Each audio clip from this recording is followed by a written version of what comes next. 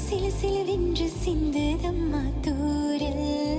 முத்தத்தூரல்